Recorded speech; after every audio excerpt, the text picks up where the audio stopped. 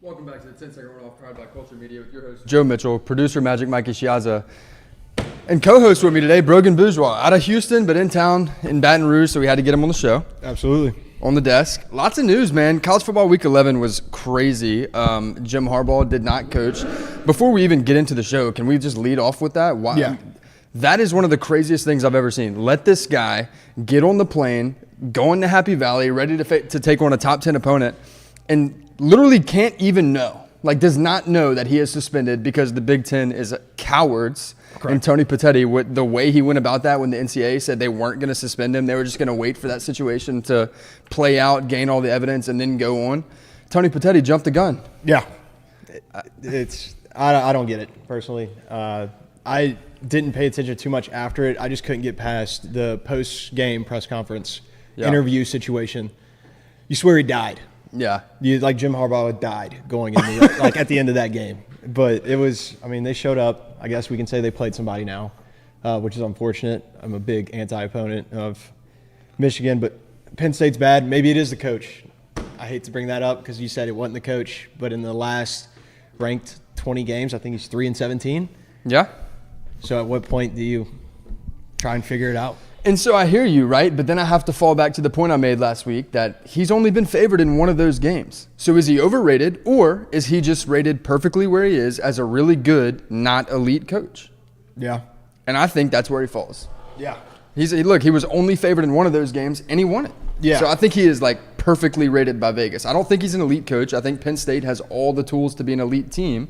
The fact that James Franklin can go 9-3 at Vandy when he was there, and then go to Penn State, have all the tools he needs to compete, be in the Big Ten East, and instead of losing to Georgia or competing with South Carolina and, the teams in the SEC East, all of a sudden he's in the Big Ten and he's got an opportunity to bring in the right recruits, have the support of his administration, and go head-to-head with Michigan and Ohio State every year, and fumbles the bag. Yeah. Year and year over. Yeah. And he's a good coach, but as a fan base, I need one. Yeah. I need one to keep going, to cement him and be all right, now whatever he wants, let's go. Yeah. It helped get you the 5 stars that you need because their quarterback played abysmal. Yeah, he did. It's just some of those things have to change. No. And in a hurry. I'm with you. I agree. But Drew Aller is young. He's really, really young. So I'm not putting that game on him. But at the same time, I do agree with you that he played really poorly. Let's flip to the other side. I guess we'll just jump right into this game, Michigan and Penn State. Yeah, since it was the big one of the weekend. Yeah, why not? Flip to the other side. J.J. McCarthy 2 weeks ago was leading the Heisman conversation. And I understand Jim Harbaugh wasn't on sidelines coaching this game, but you can't have a guy leading. You can't have a guy leading the Heisman conversation and then the coach not trust him to throw more than 8 passes in a game versus a top 10 opponent. That was one of the craziest things I've seen. Yeah, didn't run in the second half. Yeah. Didn't throw it. Yeah, there was a time when they had, 21 running plays in a row? Yeah. Now Blake Corum balled. He did his thing. Yeah, that picture was tough. The eye black with the blood down the middle. Yeah, that was an MVP-type performance. Yeah. What you got, Mikey? I just said that picture was hard. Oh, yeah, it was hard. It was hard. So now as we move forward, it's clearly going to be one of Michigan or Ohio State in the Big Ten Championship. Do they both find a way in? I don't think they can. No. I don't think they can. You can't. You have too many, looking at it right now, big picture, you have too many one-loss teams that should get that spot from other conferences. So let them duke it out in the biggest rivalry in all of college football, in my opinion, and take the winner. Mm-hmm. We got a guy in the comments. Zach Anderson asked, who is worse in big games, Lane Kiffin or James Franklin? Ooh. I'm going to go James Franklin. I am too. Just because he might get more exposure to him. He has 2 every year. Lane, it's always, they're mid-ranked, and LSU's either mid-ranked or high-ranked, and the same with the Georgia was just this year, but yeah, he's never favored. That's also the thing, though, with your James Franklin argument. He's never favored in any of the games. Yeah. Maybe this year, I think he was at LSU. That's because LSU already had 1 loss on the road, so maybe. Mm-hmm. But I would still go with James Franklin as well. I'm going to go with James Franklin, but I don't know how I feel about this comparison because the only big games that James Franklin ever really plays in outside of the New Year's Six Bowl that he dominated in last year is Ohio State and Michigan every season. And so that's tough to compare to because, his team isn't built to compete well. The roster is not all the way there to compete with Michigan and Ohio State every year. So I think those are games that he, is always he's always the dog in those games. So it's unfair to say that he's horrible in big games when that's the case, when he's literally not favored in any of them. Whereas Lane Kiffin, this year against LSU, he was not favored. He was the dog and found a way to win that game. Yeah. Historically, I think it's pretty even, though. I agree.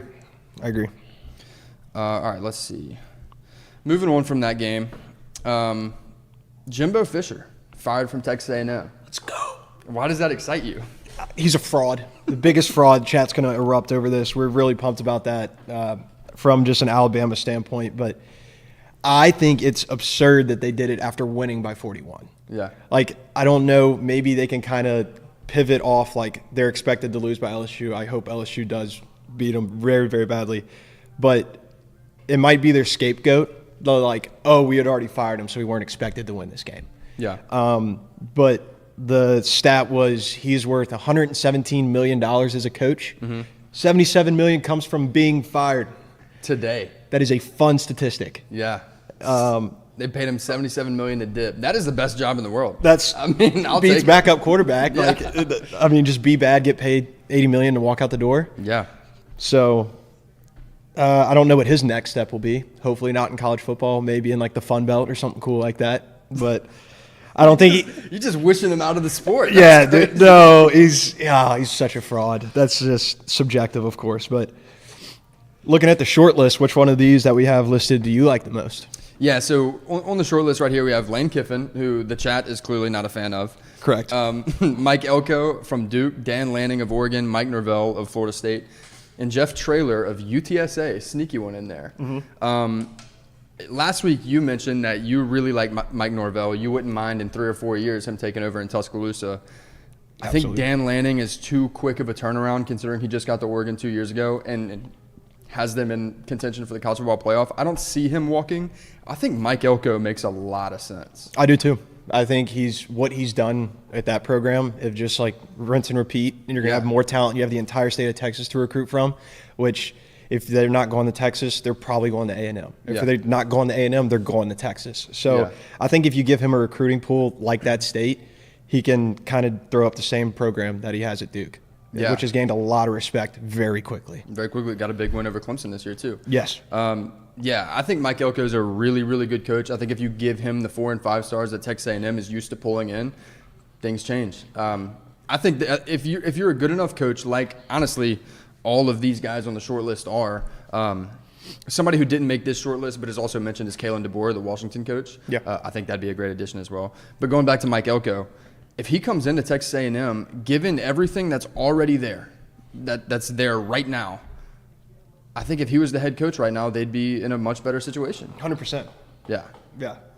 They have a good footprint. It's hard to if you step into that footprint and fail, that's hard to do. Yeah. What Jimbo did, he's going to leave with a worse record than the previous coach. Mm-hmm. So, and they paid him all that, which is absurd. But I digress. All right, moving on past that, we do our locks of the week every single week. Hit them this week. The alternate spreads came through for us. We hit 2 out of the 3 by half a point, so really That's all that solid matters. there. I feel great about that. I was nervous, sweating out 2 of those. Florida State, we had them -6.5. They won by 7. Texas, we had -2.5 over TCU. I got that. I got those odds before I knew Quinn Ewers was playing. So I figured that was going to be safe once they announced it, and then I still sweat that game out. Yeah. So we hit. But that was scary. We're now 6-4 on the year. Betting parlays only. Feel great about that. Absolutely. I feel great about that. We'll put out our locks of the week on Wednesday, looking at week 12 of college football. Let's get into some of these games. I know we talked about one of them already with Michigan and Penn State. Let's jump to Georgia Ole Miss. Yep. Georgia was a 10.5 point favorite. They win this one 52-17, clinching the SEC East for the 3rd year in a row. What you got on this one? I had the hook. I thought that it was going to be a 10-point win, and I could not have been more wrong. I said that Jackson Dart was going to have to do it on his feet as much as Judkins did, and they just wasn't there. They got outclassed. That's probably where the Lane Kiffin question came in earlier. You can't – it's hard to go in the hedges and win. It hadn't been done in like 3 years for that reason. So It's not surprising. I didn't think they were going to win by this many. Thought Ole Miss was going to hold their own a little bit, but Georgia's back. They're no longer frauds. It's like saw some on ESPN. Alabama has a 43% chance to make the playoff, and Georgia's at 42, which kind of points to Bryant-Denny East, a.k.a. Mercedes-Benz Stadium. They were going to be the favorite. But I don't know how they can favorite us after this week. Like, even though we played well, Georgia played that much better. Like, McConkey went nuts again, and then they put Bowers in, and, oh, look, he scored again. So it's going to be fun. I know a lot of people go to that game. I'm still debating it, but it's going to be a great SEC championship again. Yeah, and you alluded to it. Alabama also beat Kentucky, so it's going to be the second time in 3 years that Georgia and Alabama will face off in the SEC championship with a college football playoff bid on the line. That's kind of always the case. It will be yet again. This is not somewhere we thought we'd be sitting 5 weeks ago even. No. Yeah, so Alabama's really turned it around. I know you're from there. You're making the illusions of SEC East. Bryant-Denny East. Yeah, Bryant-Denny East. Oh, God. It's a beautiful stadium. It's my favorite stadium to go to outside of, of course, I think I'd put it Bryant-Denny there, Tiger Stadium. It's just all the atmospheres, no matter what game's going on. It's sick. It'll be a good game. Bama looked really good this week. Sorry, we're bouncing around with my pivot. But Jalen Milroe's finally stepping into his role. He took a lot of heat the first 2 weeks after that Texas loss. And then at USF, we saw what our other options were, and I'm glad we stuck with them. And it's a really good defense. Looks amazing, as always. And we were out 4 wide receivers this week, including Jermaine Burton. And everybody stepped up. Running game looked great. Defense looked great. Happy where we're at. Yeah. If you go back 2 years ago, whenever Georgia won the national championship for the first time in 40 years, you look at that SEC championship game, Alabama was favored going into it and won that game. Yep. Georgia was favored. We won that game. Yes. So Georgia was favored going into the SEC championship. Alabama won it. And then they faced each other a month later. Georgia was favored yet again and won that game.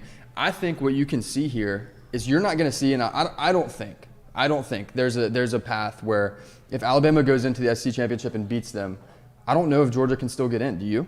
No. I think there's too many one-loss teams with a chance to win their conference. Yeah, and even especially with Texas.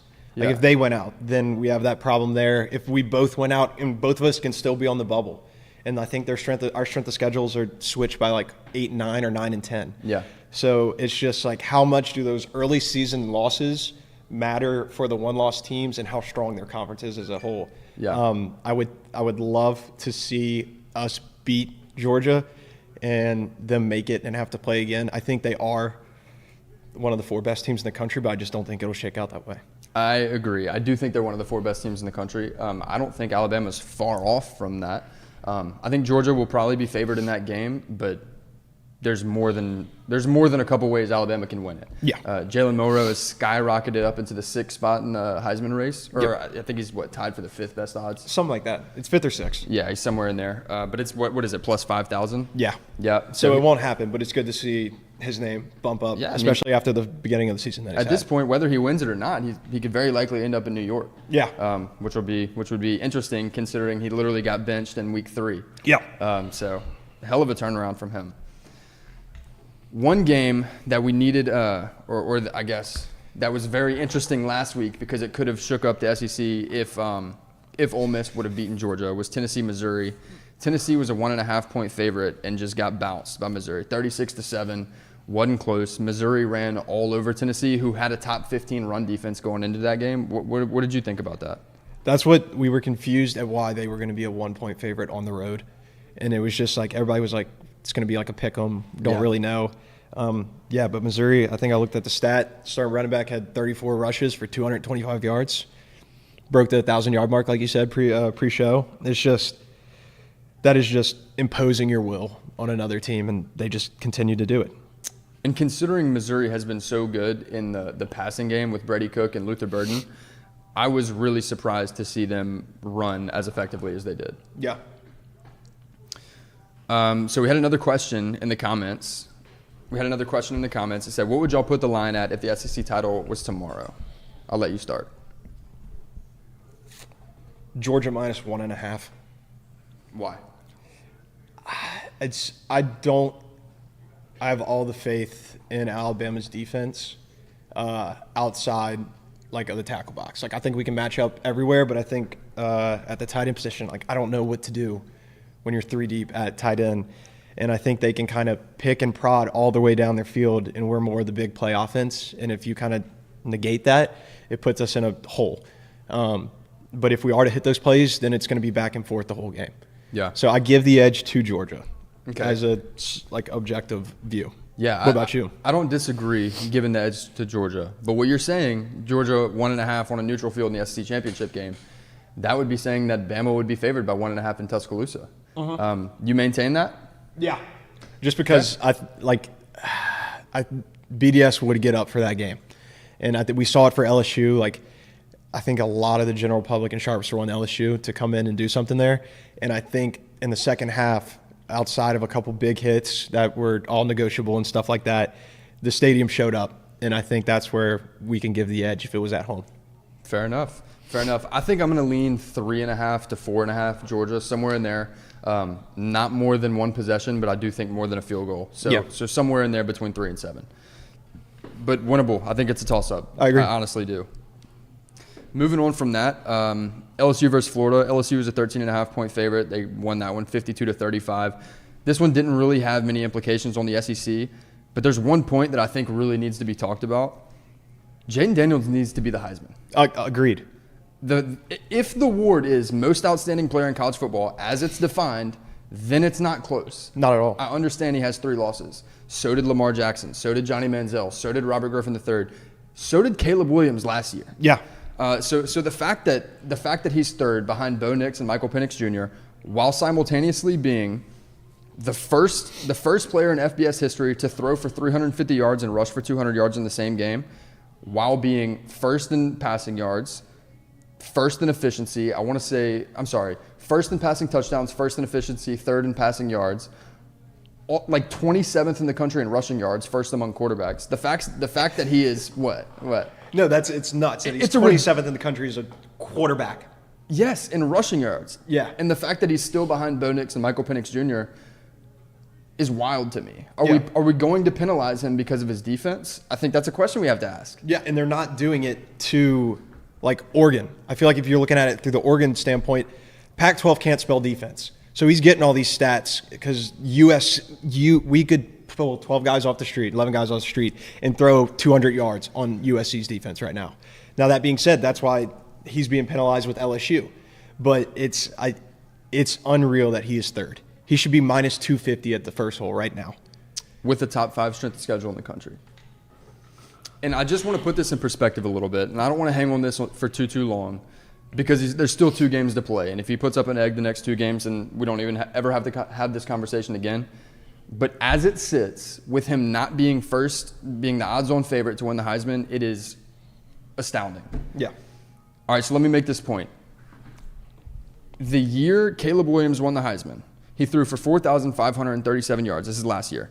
42 touchdowns, 5 interceptions, 382 rushing yards, 10 rushing touchdowns in 14 games. LSU is only going to get to play 13 games this year.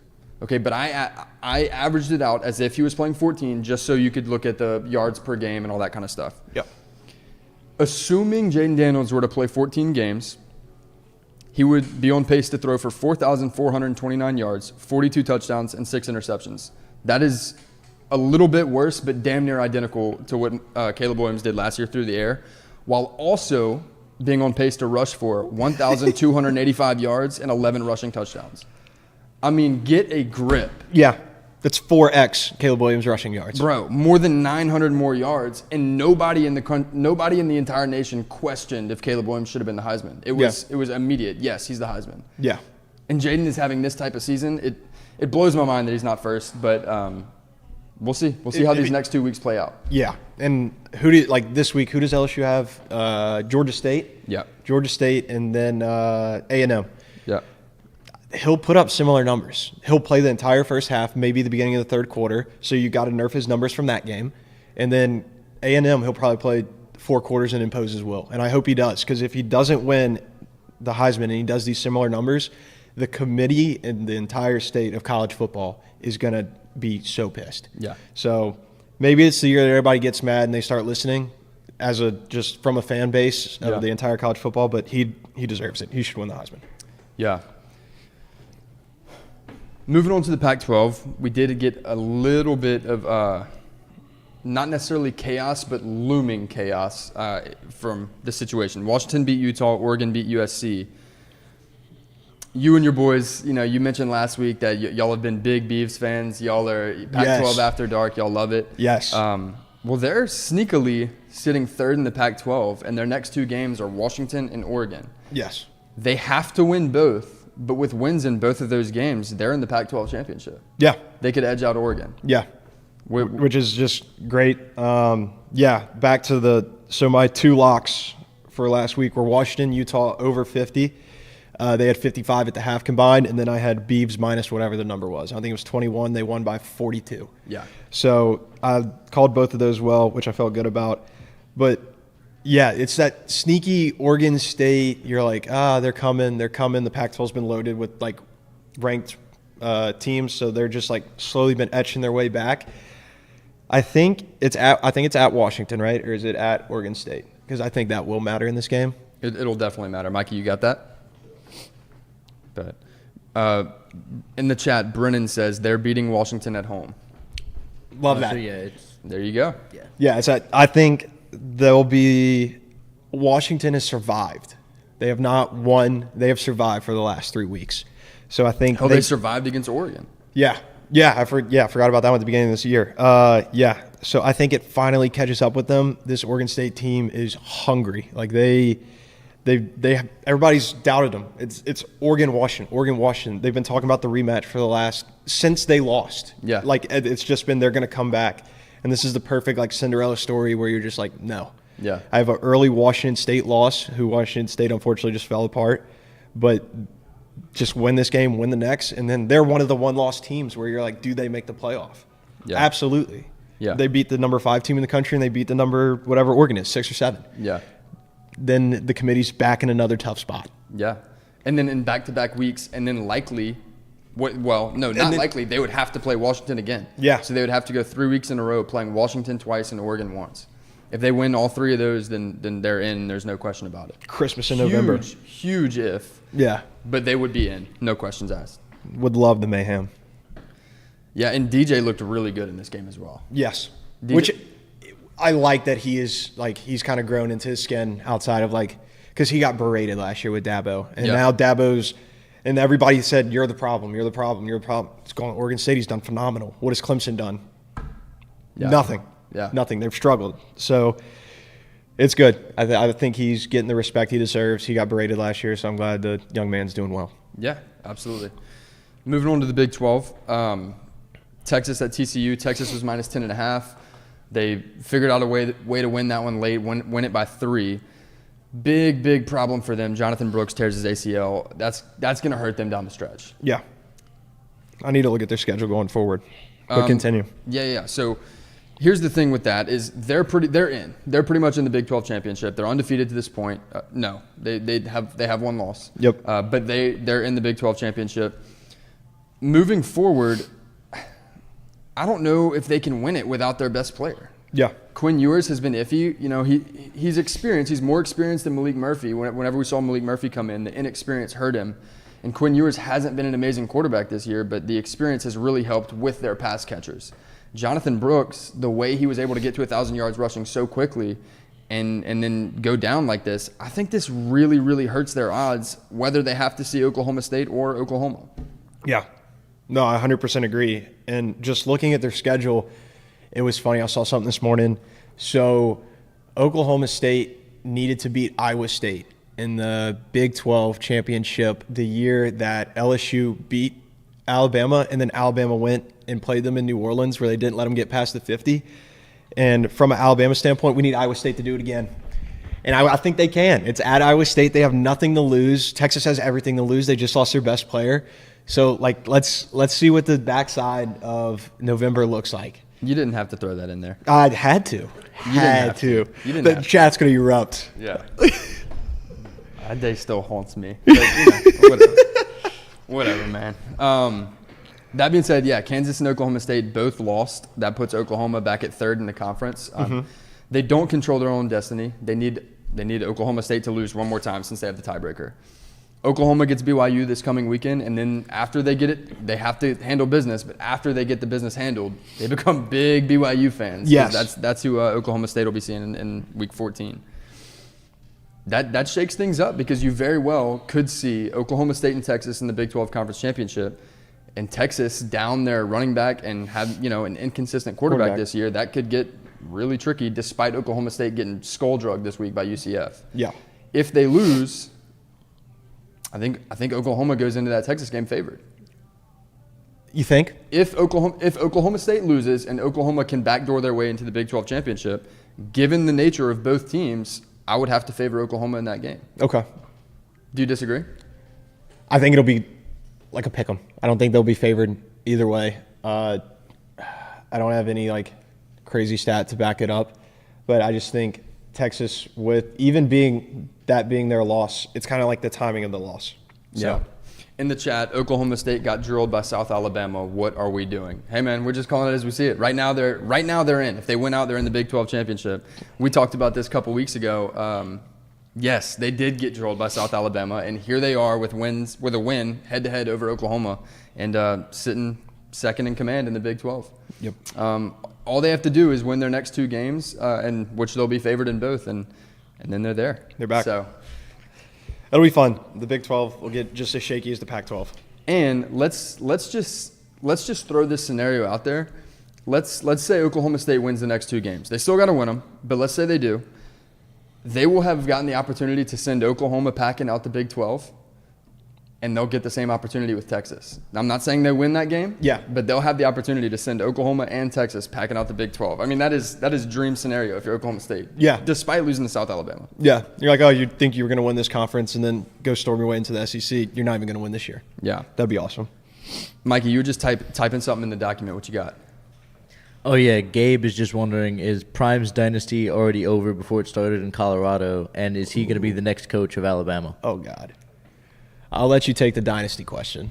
Well, I think that's a loaded question because I don't know. Is Gabe an Alabama fan? He is. Okay, so if Gabe's an Alabama fan, it sounds like he wants Prime in Alabama, so he would agree with me that I think Deion Sanders hasn't done anything less than expected. Mm-hmm. Their win total was at 4 wins. They hit it. So a lot of people like to say Colorado was overrated. I think they were perfectly rated.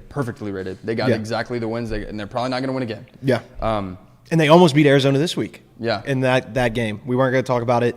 Arizona kicked the game-winning field goal with a really hot Arizona team. Yeah. Coming from the backup that is now just absolutely the starter. Yeah. So I think if you're Deion Sanders, your biggest problem is your offensive and defensive lines, but your ability to step in there and take a one-loss team and bring in the most transfers ever and get those guys to buy in. Yeah, you didn't have any chemistry with your team. There was no way you were going to compete for the Pac-12 championship.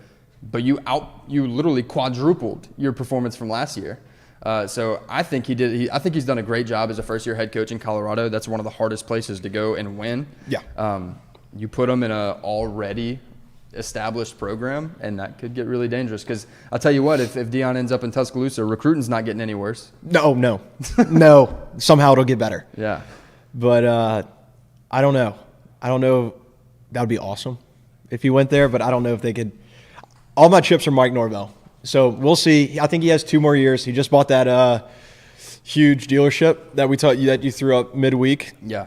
So he's starting to put his footprint in South Florida. So I don't know if he's kind of letting the public know I'm easing out without saying it. But I think we got 2 more years before that question really has some weight to it. That felt like an exit play to me. As soon as 100%. I saw that, and you see a lot of coaches doing that at the back end of their career. Mm-hmm. I figured he was just establishing another form of income as he eases out of college football. Not that he ever needs any more income. Exactly. But that's what they do. Yeah. So, I'm with you. I'd be very interested to see who the next coach of Alabama is. Florida State, Miami. Florida State was a 13.5-point favorite. squeaked this one out 27-20. Jordan Travis is not in the Heisman conversation anymore, but I think this is one of the most dangerous things about Florida State. And I know the argument can come that, what are you talking about? They almost lost to Miami. And you can say the same thing about Boston College. They almost lost to Boston College.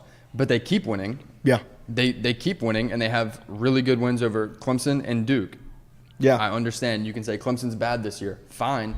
They went and got that win. Yeah. And they had to score on defense to do it. And they had to score on defense against Boston College to get the win, and they did it. They're a very gritty team who does not go away, and they're undefeated to this point. Yeah. And last week we talked about Louisville maybe having a shot. If they went out, they will be the ACC. That will be the matchup. After Louisville's performance Thursday night, Florida State wins that game. They barely beat a struggling Virginia team. And so, like, looking forward, Florida State kind of, I think they have a nobody. Then they got Florida, which both teams will get up no matter what. Yeah. Florida State probably will win that game. Take Florida plus the points, though. And then that ACC championship game, I think Florida State holds their own, plays not to lose, kind of like how they have done recently, gets the job done, and then puts I saw something that the committee can't put them in due to their strength of schedule. You're not taking an undefeated ACC Florida State team and saying, no, not this year. Yeah, that's obnoxious. So if Florida State if Florida State wins out, they're in. Yeah. They're probably the 4 seed, but they're in. they're in. That being said, I don't think it's fair to judge Louisville by the Virginia game. They got it done, but it was a midweek game on a Thursday. Short turnaround. Virginia's bad. I get it. And if you just look at the schedules, you'd be like, wow, what the hell happened with Louisville against Virginia? Well, they played on a Thursday after playing on a Saturday, and their eyes are set on the ACC championship. Easy look ahead spot. You don't get to take games off. I'm with you. I fully understand that. But if you're going to, this is the one they did. Yep. And frankly, they have better wins right now. Yes. They have wins over NC State. They have wins over Notre Dame, a win over Duke, and they're going to get a shot at Florida State. So, I'm with you. Yeah. I'm going to take Florida State in that game, but I don't think it's a double-digit spread. Okay. That's where I think it'll be double digit. Okay. But yeah, they played really good against the teams they've had to, and they played subpar to all the teams where you have the look ahead spot. So, like, the barely win over Georgia Tech week 1. Georgia Tech is a decent program this year, but you still got to beat them. They barely beat Indiana. They barely beat NC State. And the Pitt loss, that one was tough. The Pitt loss is bad. If they play up to their potential. It's not worse than the South Alabama loss that Oklahoma State has. That's true. That is, yeah, exactly, yeah. So if they play up to their potential, they will win out, and then that ACC championship will be a phenomenal game. But going back, if Louisville wins that, they don't make the tournament. They don't make the playoff, being a one-loss team. I think you get some chaos, especially if Oregon State messes around and wins one of these next two. Yeah, this is where it gets fun. This is where the hypotheticals start coming in, and you're hoping for all kinds of stuff. Because here we go, right? Oregon State's going to get Washington next week, and I know we kind of mentioned this already, but let's throw that out there. Let's say Oregon State beats Washington and loses to Oregon, then it's still Washington and Oregon in the Pac-12 championship. But all of a sudden, one of them, whoever wins, is a one-loss conference champion. And now it gets tricky because now they're a one-loss conference champion. Louisville's a one-loss conference champion. Whoever comes out of the Big 12 is either a one or a two-loss conference champion. Alabama wins the SEC, one-loss conference champion. Yeah. Now you're really grasping at things. Yeah. So it gets really, really interesting. That's 100%. Sunday nights, we put out our power ratings. Last week, I'll just go through last week so I can tell you what changed and what didn't. Last week I had from 1 to 10, Georgia, Michigan, Oregon, Ohio State, Penn State, Florida State, Washington, Bama, Texas, Ole Miss. Only a couple changes. I still like my top 5, to be honest. I'm going to leave Georgia, Michigan, Oregon, Ohio State, Penn State. Yes, Penn State has losses to Ohio State. Your reasoning made sense. Outside of that, I like everything that you put this week. Alabama got the bump over Washington. Washington they're struggling to win, but they're winning. I think the difference is the defense. Yeah. The difference is the defense 100%, and Jalen Monroe has shown that he's more than capable and can literally put a game on his back. Yeah. Now Michael Penix Jr. can do the same thing, Yep. but I think the defense there is the difference. 100%. Outside of that, I really like your list. I also think that LSU deserves to be in this top 10. Their offense is unstoppable. Yeah. In the comments, somebody said Florida State rocked LSU. Let's talk about that. I would really prefer not to be honest with you. No, look, Florida. I think that's a really good win. Florida State went up and put up 40 some odd points. I want to say they won that one 42-25, and it was a beatdown straight up. Nothing left to say about that. I think LSU's defense has been horrendous all year, and haven't really gotten better. Yeah. LSU's secondary is bad. The front seven is atrocious. Outside of the offense, which is number one in the country. I think the only reason LSU is a top 10 team is because they can score with anybody. Yeah. And that wasn't true in week one. Yes. I think this team has developed into that. 100%. Yeah. Let's see. That was too early in season. I agree. All right. What else you got on this one? With respect to Florida State and LSU? With respect to week 11, anything we missed out on? No, not off the top of my head. It was for chaos to happen, we needed a couple upsets like across the board to get it more interesting on the committee, and every team that was supposed to win won or barely won. So now we move forward. We'll talk about it on Wednesday, but week 12, it's cupcake games for a lot of people to get ready for their big rivals at the end of the season. So there will be less chaos next week, but I can't wait for week 13. Yeah, me either. Week 13 is probably the best week in all of college sports. Yeah, outside of March Madness.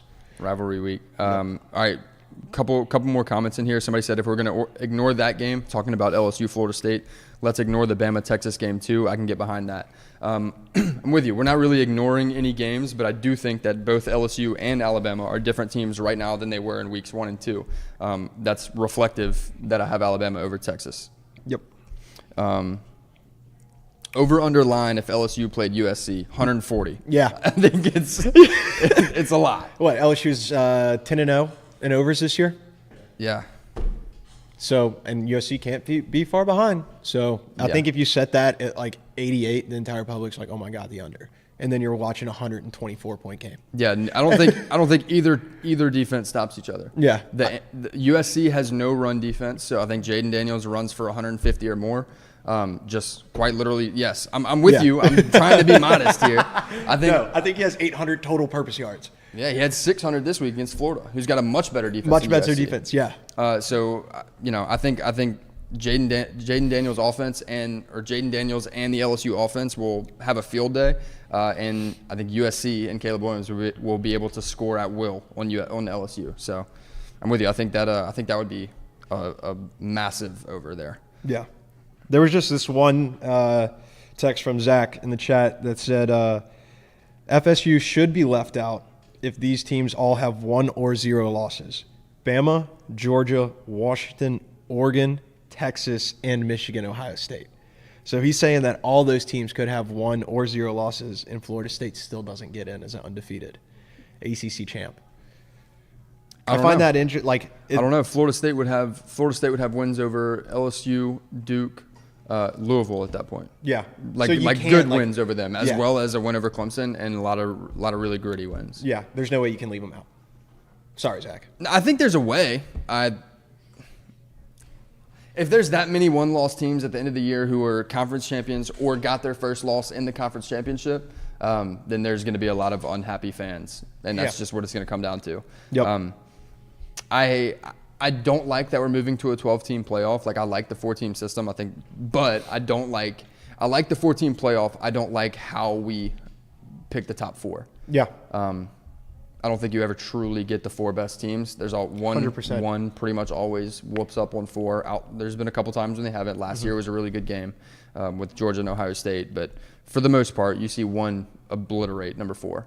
So I think we need to. I know we're moving to a 12-team playoff, but in an ideal world, I think we keep the 4-team layout and figure out a better way to pick the top 4. I agree. And I think making it a 12-team playoff, all it will do is elongate the process of those whoopings. It's just 12 will get 8 or 12 will get 7, and they'll all play more games, which will get teams more tired, which will make more injuries, and you're letting these other teams 1 through 4 come through with a bye, slap up on the teams that maybe won the AAC or something like that, and then they make it, and then all it did was elongate the process, allow the NCAA to make more money, Hopefully the conferences make more money for the teams because they're being asked to play more games. They're almost playing an NFL schedule at that point. Mm-hmm. So I'm all – a 12-team playoff will – the only teams that will benefit are the ones that drop a couple games early season that shouldn't have. It won't give the other conference teams the platform that they think they will receive. Yeah. And I think we'll see that in the first 2 years quickly, and then we'll have to pivot.